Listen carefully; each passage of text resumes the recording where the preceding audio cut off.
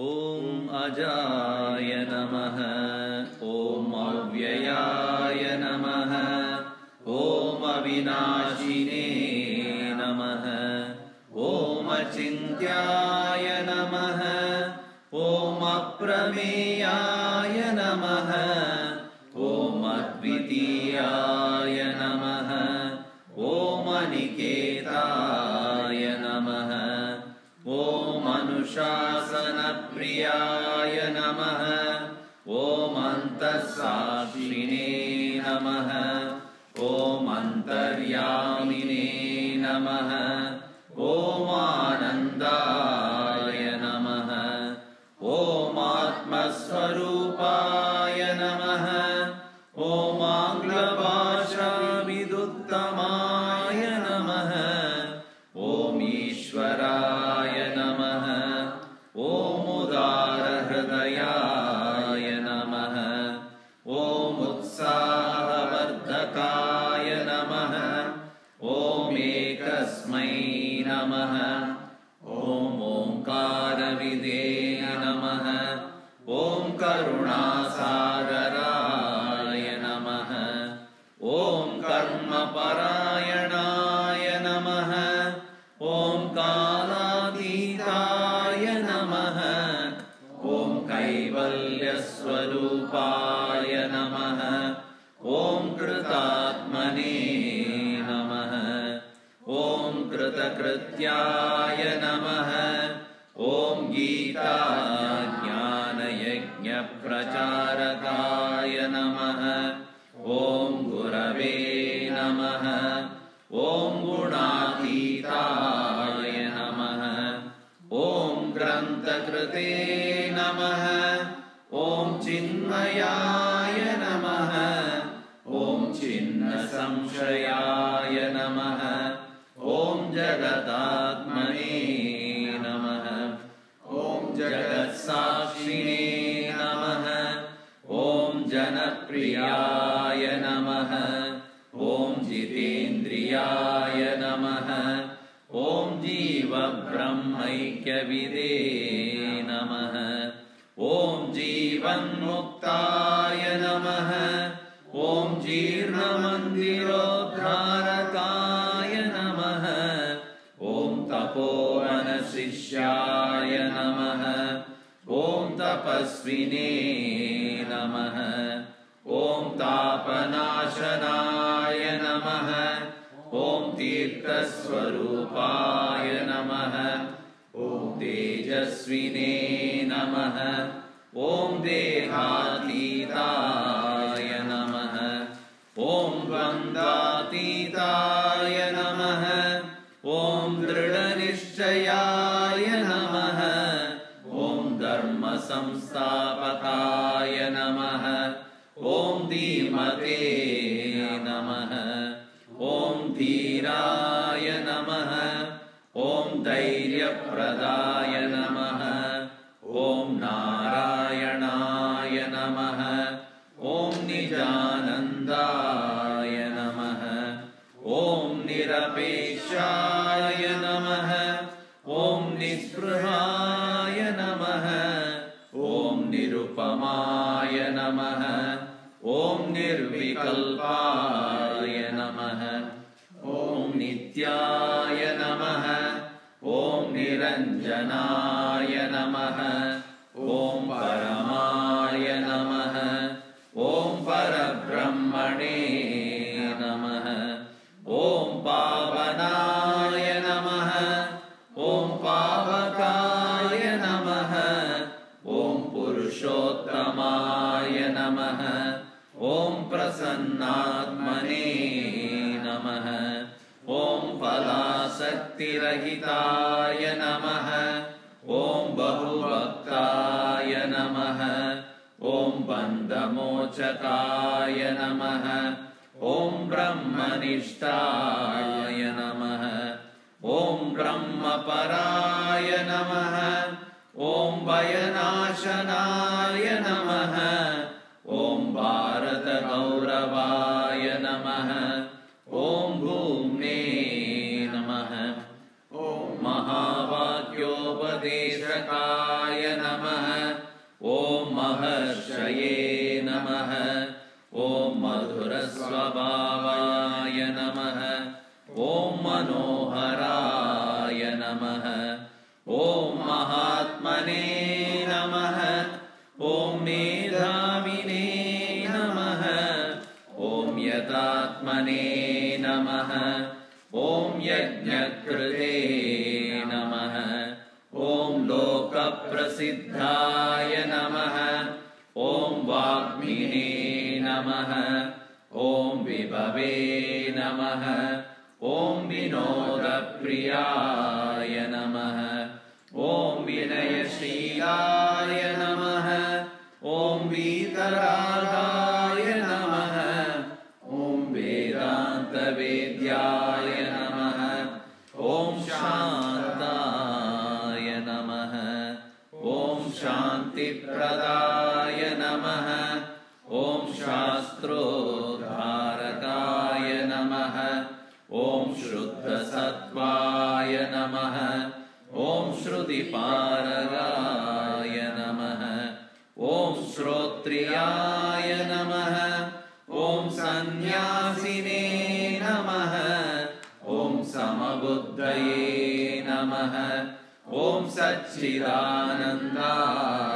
नमः ॐ सर्वहितचिन्तकाय नमः ॐ सत्यसङ्कल्पाय नमः ॐ सन्तुष्टाय नमः ॐ साधवे नमः ॐ सुमनसे नमः ॐ सुहृदे नमः ॐ स्वयं ज्योतिषे नमः ॐ स्थितप्रज्ञाय नमः ॐ क्षमाशीलाय नमः ॐ ज्ञानमूर्तये नमः ॐ ज्ञानयोगिने नमः ॐ ज्ञानतृप्ताय नमः ॐ नित्यशुद्धबुद्धमुक्तस्वरूपाय नमः ॐ नित्यशुद्धबुद्धमुक्तस्वरूपाय नमः ॐ नित्यशुद्धबुद्धमुक्तस्वरूपाय नमः ॐ श्री चिन्मय सद्गुरवे नमः ॐ श्री चिन्मय सद्गुरवे नमः।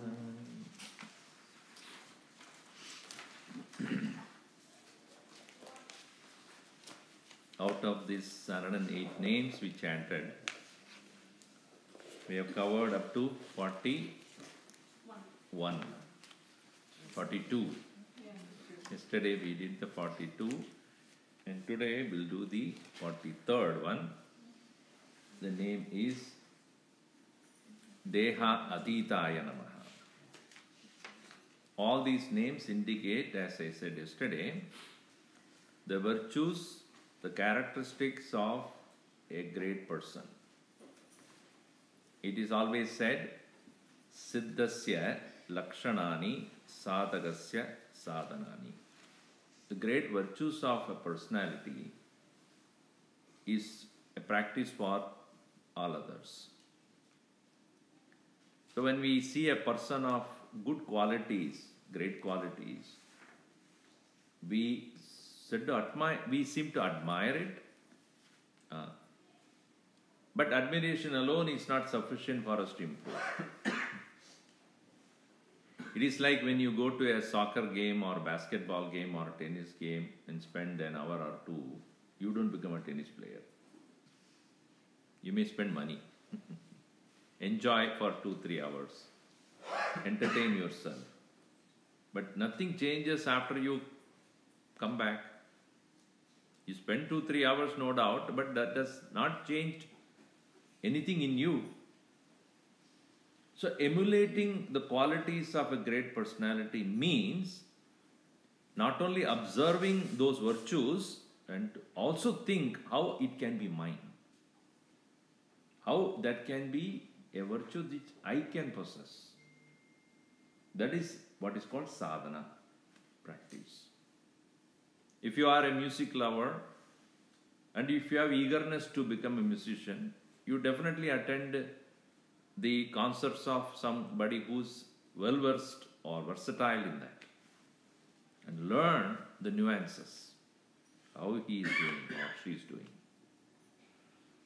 So the company of great persons like our Gurudev or such saints are not just for going there and doing salutations and asking for some blessings, etc. If at all you ask for a blessing, ask for the blessing where I can emulate those qualities. Our Gurudev was such a practical person. I mean, I do not know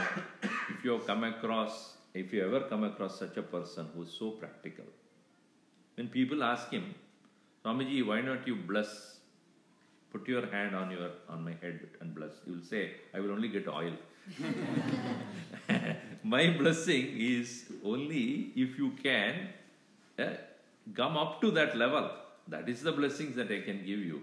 Not by touching, you are not going to improve. And somebody said to him, asked him, you know, when Swami Vivekananda as a student, when he went to Ramakrishna Paramahamsa, and Narendra he was just touched by Paramahamsa and he became a man of great personality or great person of saintliness. Gurudev said, if that is the case, Ramakrishna Paramahamsa has to wear gloves. He cannot touch anybody. They will become great. Narendra was so ripe. It's like in a tree where you have a ripe fruit. All that you have to do is to touch that tree, it will fall down. It's not because you touched the tree, it fell down. It is so ripe, it was almost ready to come out. Isn't it? In the same way, when you are in the company of a great Mahatma, all that you have to ask is, may I get at least few virtues which I admire in this personality become mine. So when we look at a person like him, when we closely interact with such a person, we realize how much they get evolved not by just a study of books, etc., but their personal observation about themselves. How much they worked upon themselves. How much they have perfected themselves. If you look at any successful person in this world, whether it's business or sports or anything, it's not an overnight success. And nobody becomes overnight rich unless you get some lottery. Somebody buys a lottery and then happened to become a millionaire. It's not a success. One man went to the temple and he cried and complained to the Lord. You know, I am asking you to give me a lottery and you have never done it. How many years I have been asking? One day Bhagavan appeared in front of him. I can bless you to win a lottery. First thing you have to do is buy a lottery ticket at least. Even that much you don't do.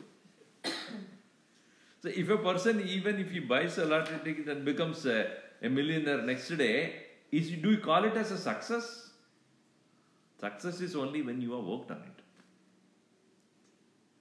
If I marry a lady whose father is a millionaire, that is not a success for me. I become a successful son-in-law of a millionaire. But that is not my success. In the same way, nobody becomes a saint overnight. Nobody becomes a well-known musician overnight. A cricketer or a sports personality. They worked so hard. And what is that working hard means? They detected where the problem is. Let us say that you are to become a best of the golf player in this world. Then you not only observe the best in the field already, and when you do it, where exactly you are going wrong. Right?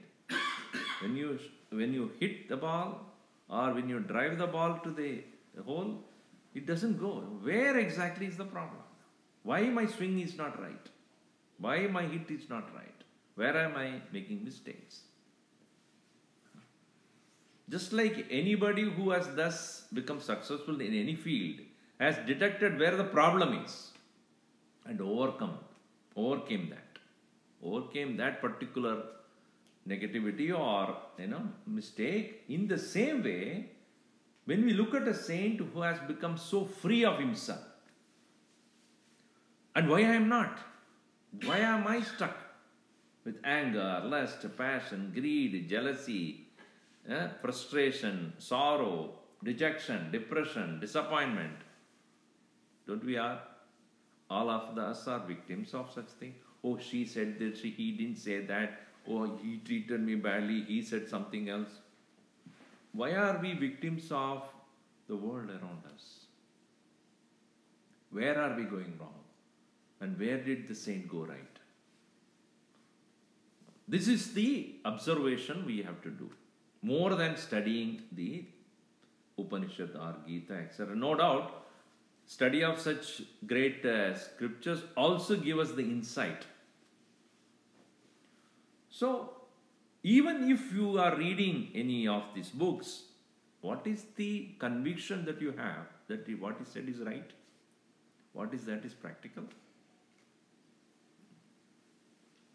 The taste of the pudding is known only when you eat it. Right? So, in the same way, even as we read these scriptures, unless we closely observe in a personality, we are not convinced. So that is why it is said, Mahatmas are those who are walking scriptures. They are the people who demonstrate what is said there. So, when we observe a Mahatma, we realize that first and foremost thing is, they are not looking at themselves as the body. Others look at them as the body, but they don't. Yesterday also I have told you, first and foremost thing all religions talk about is there is something called a soul which is independent of the body. Many Semitic religions do not even accept that, except human beings, other living beings have got soul. Every living being is a soul. S-O-U-L, not S-O-L-E. Every living being is a soul. Jiva it's called. Because the very word Jivanam is life in Sanskrit. Jivati iti jiva. That which lives is called Jiva, soul. Now if you take that flower there, is it real or plastic? Real, no? Real.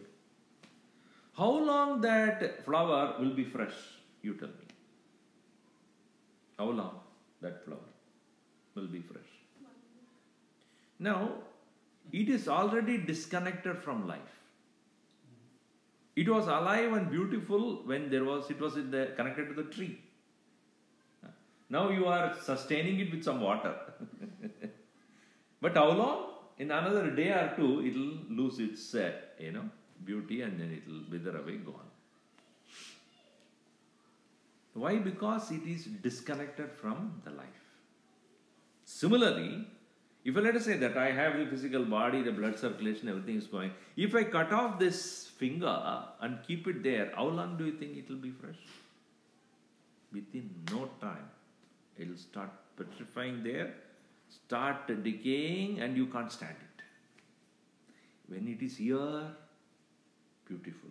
You put a nail polish and then sharpen it, what's it, pedicure, everything. Pedicure you do here or here? And also, right? Handicure. Manicure. I don't do it, so I don't know what. But the moment the nail, even the nail one falls off, do you think that you do nail cure for that also? No. Once disconnected from this, it is despicable. Hair here is okay. Hair in the outside is not good. When you are eating, one hair, long hair, comes out. Then I look for who could be the owner of this. Not the men, definitely. So, moment it disconnects from life, the matter starts perishing right there. Is it not true? So, what is life?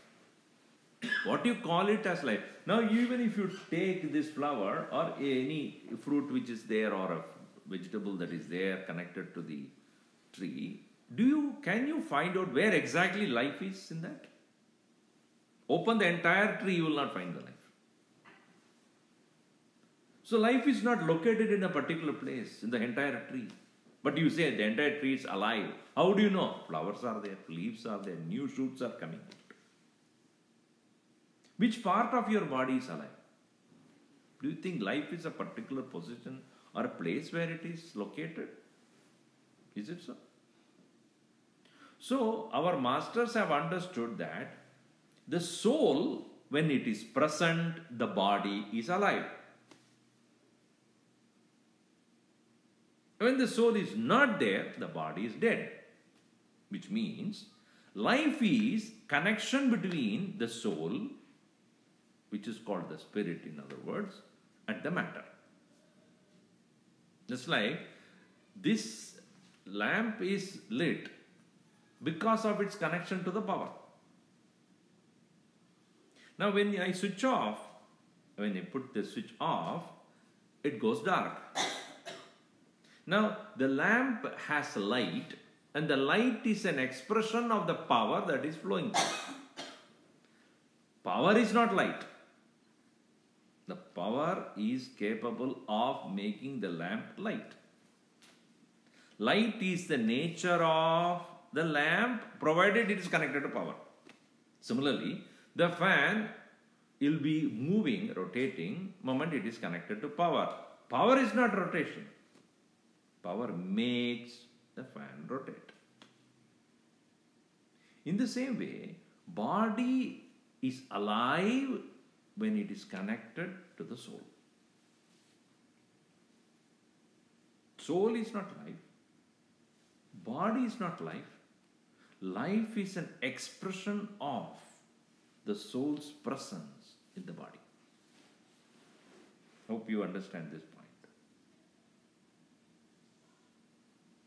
So, the science is trying to find out what is the nature of the soul and where it is located, where does it move out when it discards the body. It is not a matter, it is not an object, it is not a thing. It cannot be objectified. It's not like a hand or a leg or a flower or a thing. It is imperceptible, invisible, but yet it is there. Just like you cannot see power there, you can see only light, but you know there is power. Of course, if you have a strong urge to understand that, you put your hand inside that plug, you know it. So, the soul, what we call it as jiva, is present, due to which the body is alive. This is understood. So, deha, the very word deha means dahanat deha. That which is subject to be burnt. Shirnam gachatva gachati, therefore sharira. Sharira word, shariram is also body. The word is because the word comes from shirna. Shirna means that is subject to decay. Dahanat deha, because that is subject to be burnt. It can be burnt. It's just after a matter. Now, so deha is the abode of the soul.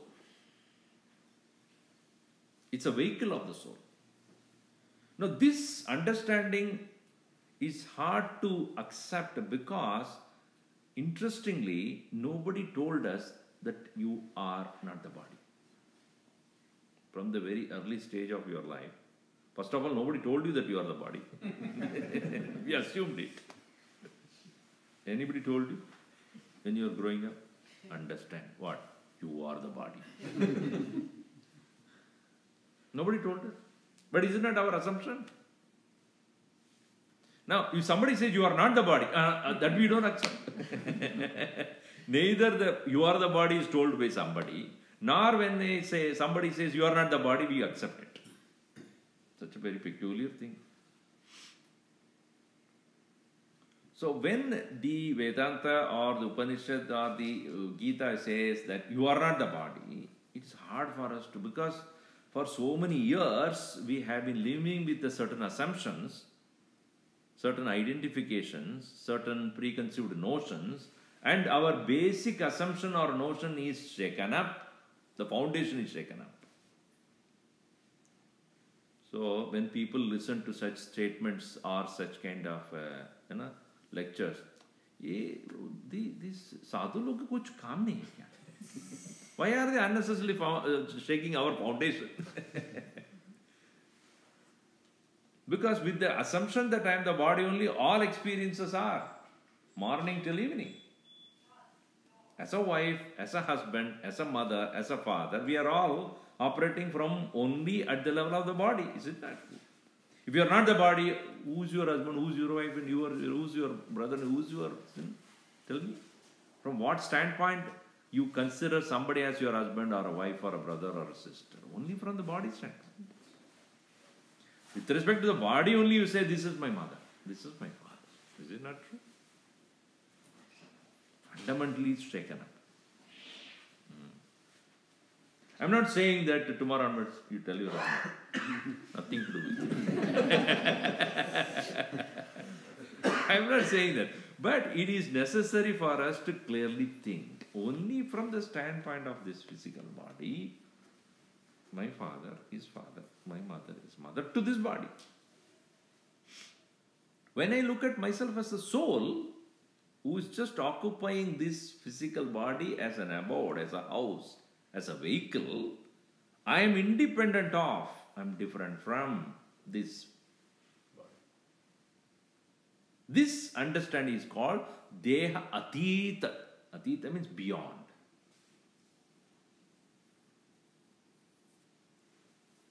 So it is not rejecting I am the body, rejecting the body, it is rejecting I am the body. The notion that I am only the body is rejected. Not that I reject the physical body.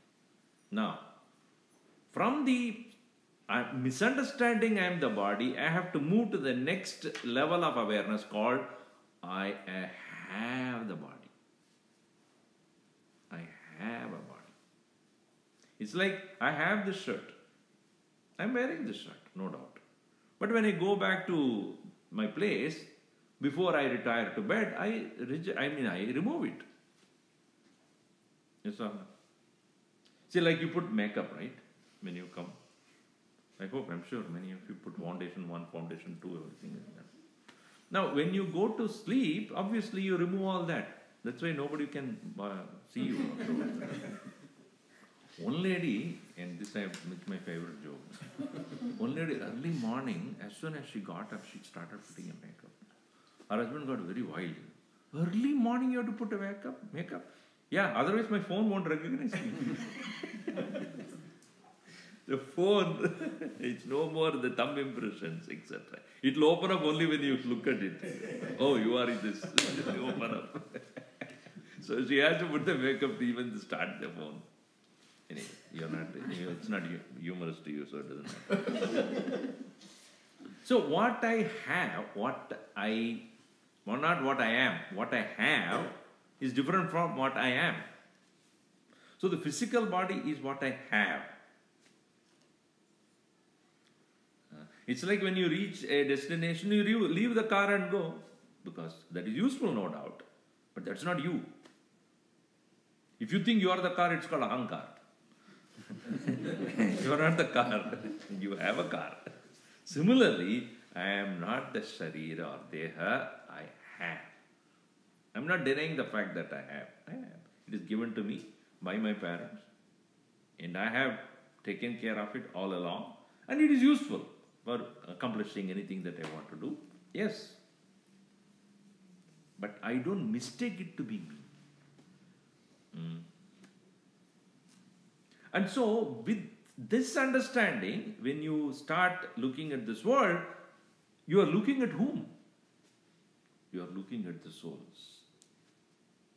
When I look at another person, no doubt there is a physical form which my eyes are looking at. But actually I am interacting with whom? The one who has this physical body.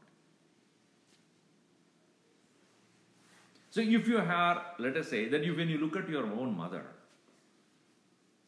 when you were 5-year-old, 10-year-old, the mother that you had at that time, the young one, 25 years, 30 years old, now you look at her, she is 80 years old.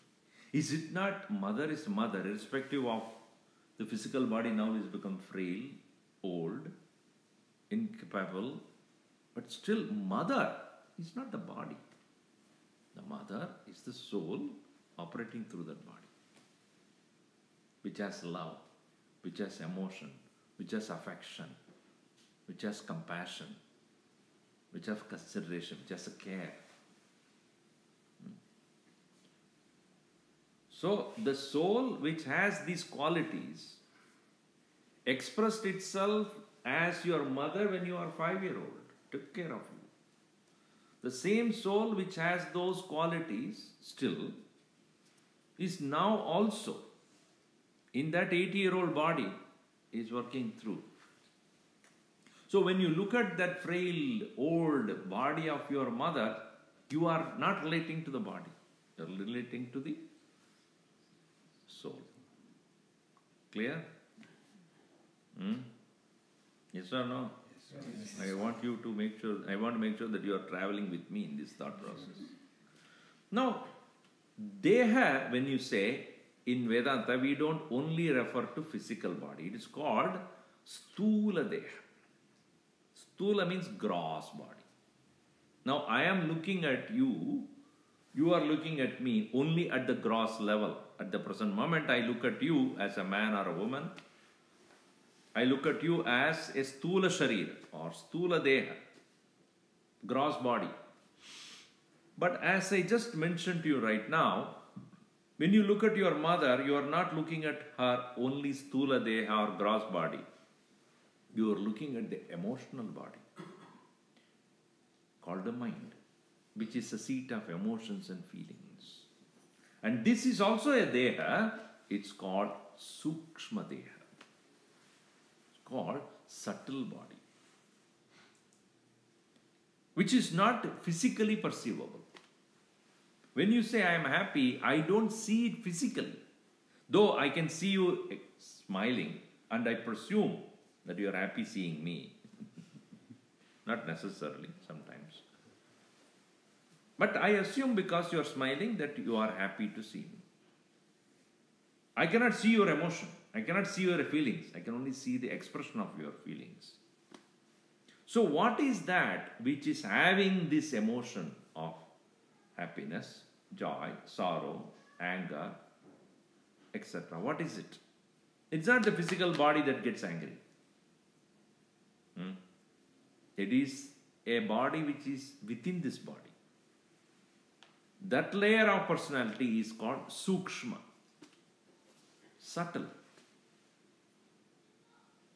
So when you are walking and then when you meet a person whom you know, how are you?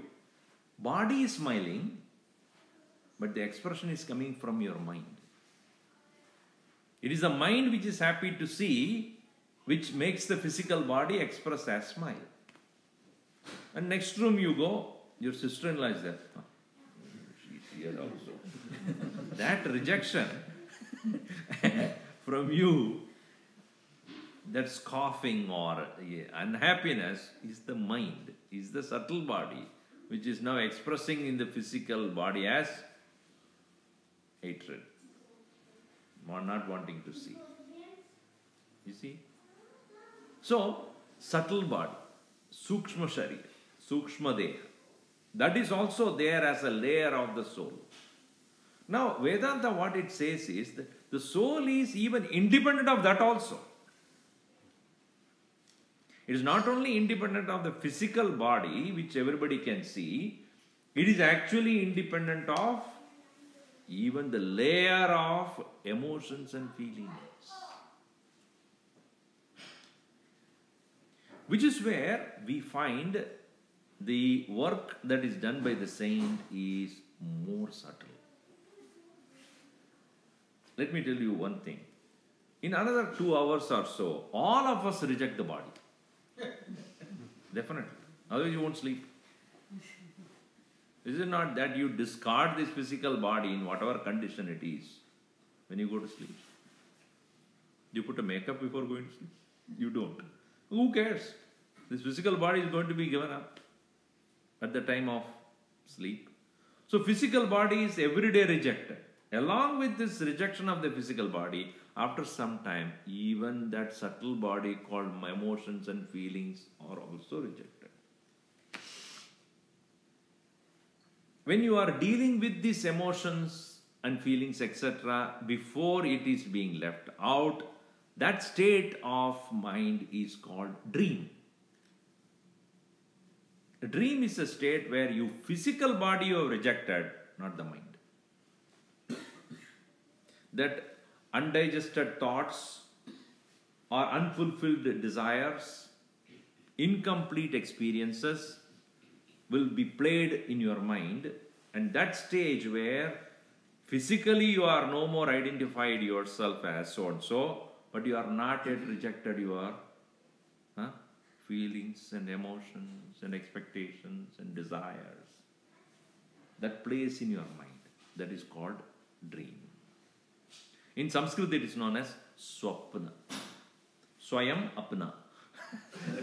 Being with yourself and nobody else can participate in that, isn't that? It's your own world.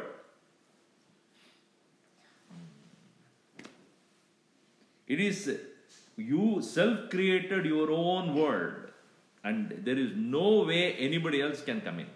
That is your own world. That's called Swayam apna. Swapne artha shunye in Kaivalya Upanishad, where the state of dream is that srijati swamaya, by one's own imagination, it creates its own world of fancy. So this subtle body has got two components. One, the component of feelings and emotions, another component of thoughts and ideas. So these two components are distinguished as mind and intellect. The seat of concepts, the seat of ideas, the seat of thoughts, a seat of knowledge is called intellect. While as the other component is feelings, emotions, expectations, desires, sense experiences. That is called the mind. So we move from the physical body's identification in the time of sleep. We reject the physical body identification. We move into the identification with the mind and intellect complex. So what Vedanta says is the soul is independent of the intellect also.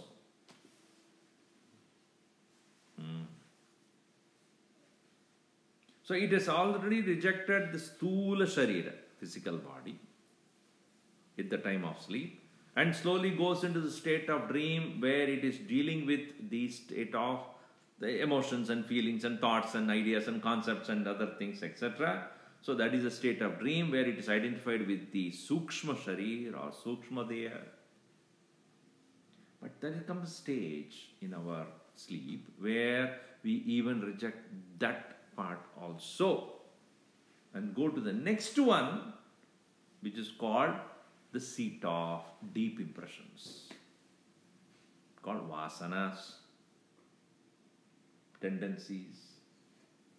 And that is where all the actions that you have done so far, not only in this physical body, but all many lives are present. That is what is called Karana Sharir, the causal body.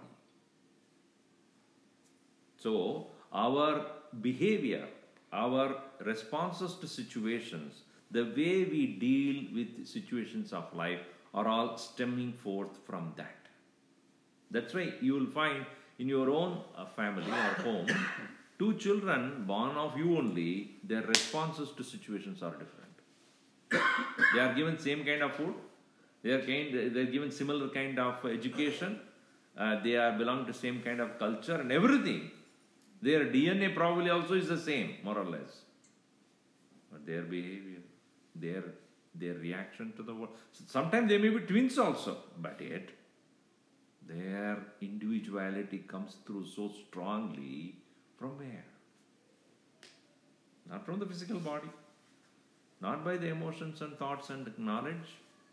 Deeper than that, the soul carries impressions of the past actions. And that body is the most difficult to give up. And therefore, every one of us, every day, at the end of the day, we travel up to that point. Rejecting the physical body, which we do, which you know, at the end, when you get into the bed, you reject the physical body. Go to the swapna, called a dream. There you deal for some time, reject that also. Then when the sound starts, that is when you are getting into the door of Karana Sharir. Deep sleep.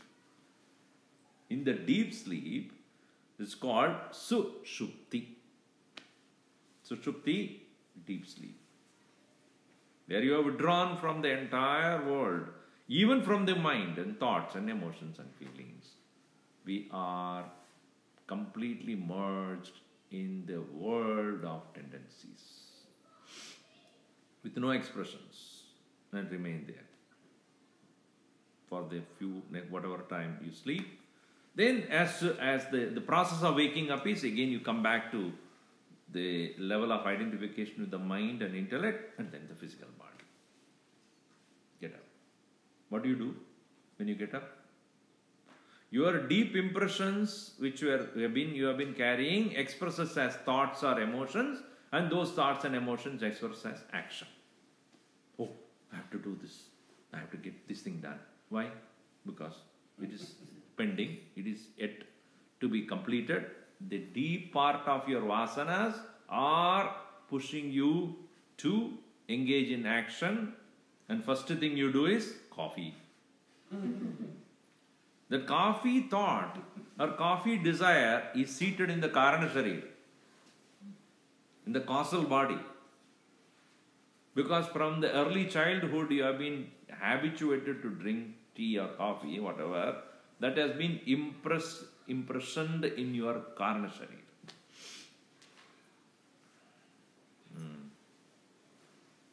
So thus Vedanta says the soul travels from Karana Sharira or the causal body to the subtle body to the gross body every day. And we are caught in any one of these three at any given point of time. Either we are strongly identified our physical body and do things in the world, or we are driven by the emotions and feelings and ideas and thoughts and notions of the subtle body, which all these two are being constantly guided by the deep-seated impressions of the Karana Sharira. Now, a person who is seeking for spiritual enlightenment has to give up all the three willingly, consciously. Not out of tiredness that we do the way when we go to sleep. Consciously, attentively, alertfully, awarefully reject the identification with the body, physical body, with the emotions, thoughts and feelings and notions and thoughts and ideas, intellect of the subtle body, as well as the most difficult one, give up the deep-rooted impressions of the Karana Sharira. And the one who has accomplished that is one who is referred as Deha-ateeta. He has become one who has crossed over identification with gross, subtle and causal bodies. And then, therefore, when he crossed over the layers of all the three levels, where does he operate from?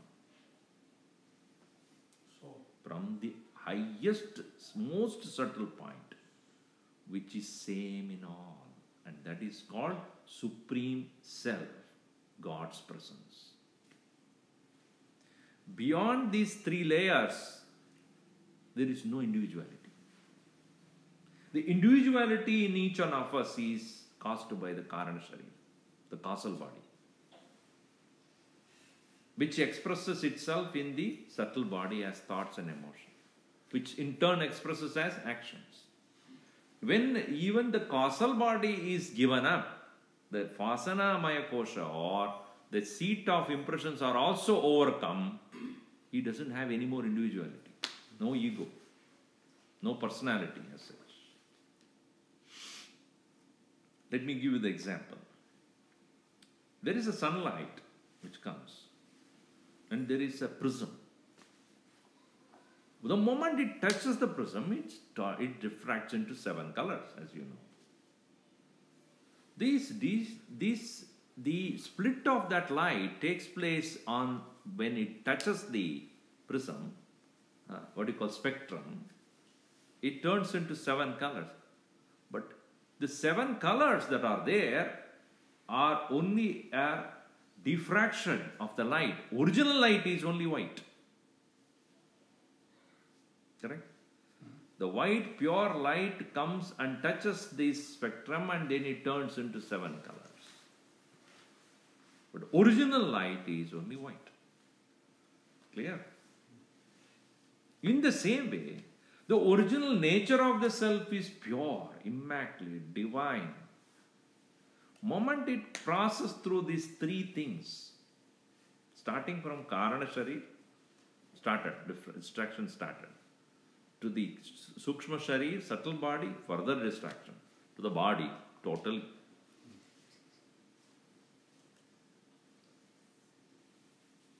So when he thus travels back to the original and reaches that point of no more individuality, no more ego, no more I, from that standpoint, when he looks at everybody, what does he look at? Or how does he look at? Everyone is the same. We are all small little spectrums sitting there. And you expressing yourself as a personality, and she expressing her another personality, and he expressing another personality. They are not the originals. Original is a pure light. You know, it is interesting that if you see many of those people who have near-death experiences, they always say, in all of them, you will find, I reached a point of white light. What is that?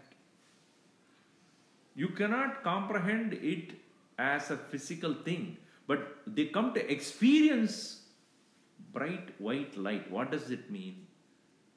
Individuality less, ego less presence, which is portrayed as pure white light. So, when the individual or the saint attempts to cross over the 3 layers and reach the original individuality-less, ego-less presence, that state is called Deha-ateeta nature. Once a person recognizes oneself as that, he will no more mistake anybody in this world as the way they present themselves. I know who you are. Because you and me are one and the same from the original standpoint. It is like you go to a sweet shop and see varieties of sweets, and you know one thing is common: sweet. It may appear in different forms and colors and shapes, but what is common? sugar. Isn't it? You go to a ornament shop or a jewelry shop, various varieties of jewelries are there. Common factor, gold. You go to a pot shop, various pots are there. Common factor, mud, clay. It may have different shape. Or a furniture shop, you go, so many different furniture, so many different things are. Common factor, wood. Without the wood, there cannot be any furniture. Without the sugar, there cannot be any sweet there. Without the gold, there cannot be any ornaments there. Go to the ocean and see a huge collection. Of what? Water. What else? So from the standpoint of that Mahatma, when he looks at this world, what is here? One single universal presence. Supreme Soul. Which itself is operating itself due to its, individual prisms, individual spectrums, distracting itself as different colors. The sunlight is one. There is one spectrum, here one spectrum, and you will see so many colors there. That's why it is in Purusha Sukam, Sahasra Shirusha Purusha Sahasraksha Sahasrapad Sabhumim Vishwato Vrutva Atyadishtadashangulam Purusha Eva Idagam Sarvam.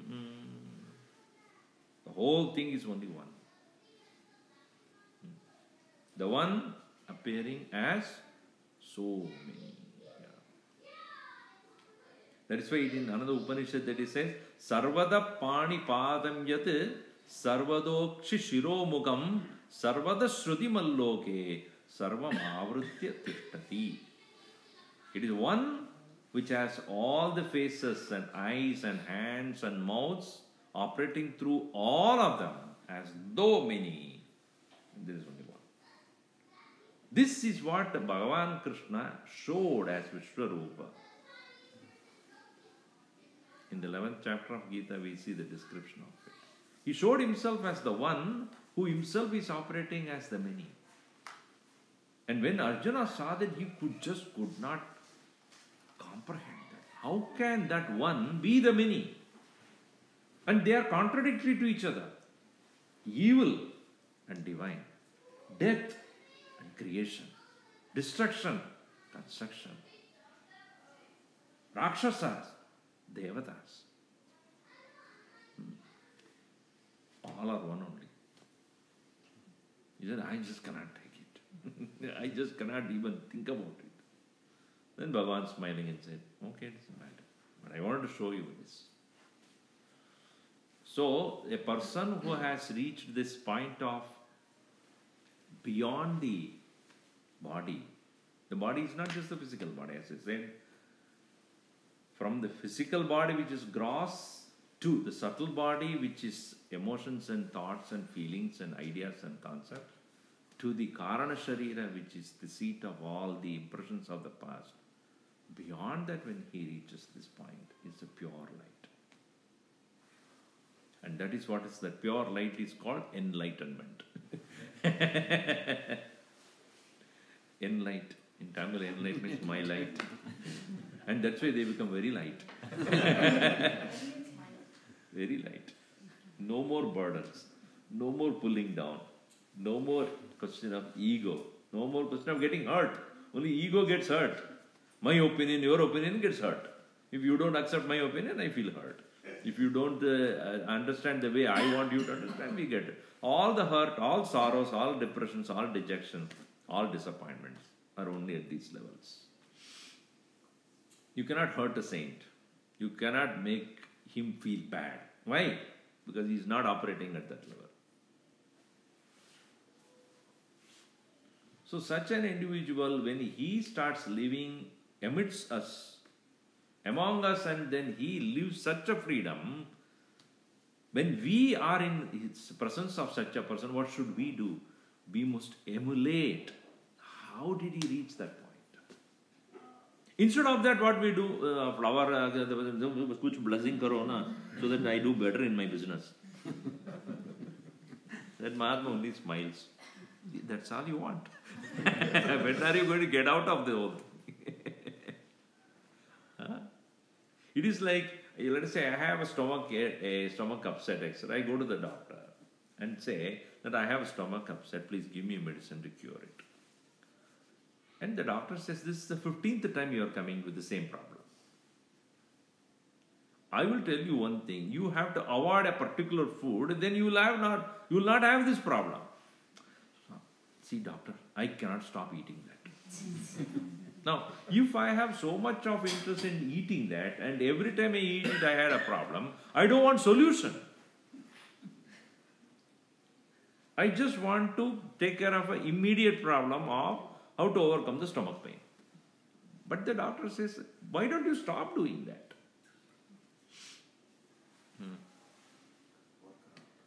Similarly, when you go to a saint, you say, I want, my back is aching, please. When are you going to come out of this? One person said to another, one of our Swamiji said, I went to that Mahatma and I had a backache and he touched it, the backache was no more. Our Swami said, I went to my master and he taught me, I don't have a back at all. Who is better? Who is better? To remove the ache or remove the back itself? So, when we approach a saint, we should not ask for this and that. How to get out of the whole thing? That knowledge, please give me. That ability to cross the identification with these three bodies, that you give me.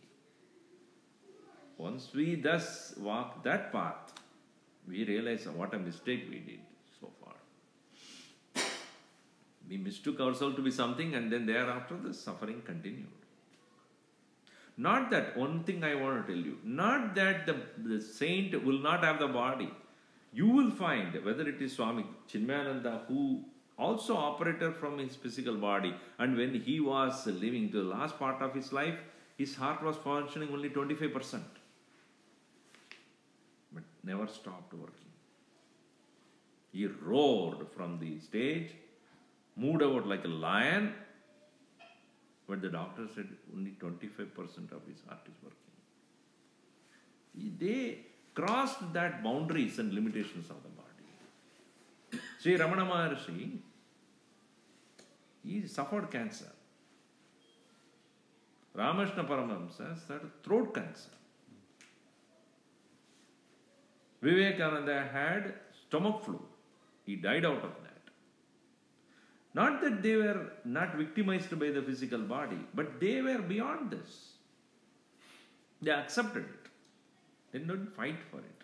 Okay, so what? It did give pain to them. They did go through the physical body suffering, but they never complained. Okay, it is there. So what?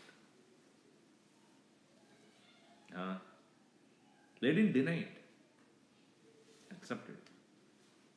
Let it be so. Just like when it is hot outside, what do? Complain?